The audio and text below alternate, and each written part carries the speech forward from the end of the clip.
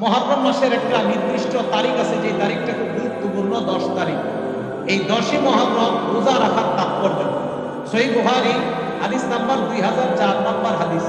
এই হাদিসের বর্ণনাকারী আব্দুল্লাহ ইবনে আব্বাস রাদিয়াল্লাহু তাআলা আনহুমা, আব্দুল্লাহ ইবনে আব্বাস রাদিয়াল্লাহু তাআলা আনহুমা বলেন, কাদিমান নবী সাল্লাল্লাহু আলাইহি ওয়াসাল্লাম আল মদিনা, নবীজি মদিনায় আগমন করলেন। আগমন করার পর ফারাআল ইয়াহুদা তাসুমু ইয়াউমা আশুরা, নবীজি দেখলেন ইয়াহুদীরা আশুরার দিন 10ই মুহররম রোজা রাখে। নবীজি প্রশ্ন করলেন, মা হাদা, এই দিন তোমরা রোজা রাখতে না, এটা আমার দিন। ইয়াহুদীরা জবাব দিল, এটা একটা নেক দিন, এটা একটা ভালো দিন। হাদা ইয়াউম নাজ্জাল্লাহু ফীহি বনি ইসরাঈলা মিন আদুবিহিম, এটা এমন একটা দিন যেই দিন বনি ইসরাঈলকে তাদের শত্রু থেকে আল্লাহ মুক্তি দান করেছেন। আসাবাহু মূসা, এই দিনের শুকরিয়া আদায় করার জন্য মূসা নবী রোজা রাখলেন, এই জন্য আমরা রোজা রাখি।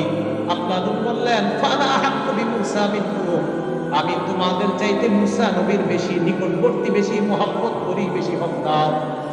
এই কথা বলার পর ফাসামা, আল্লাহ নবী নিজে রোজা রাখলেন, সাহাবাদেরকে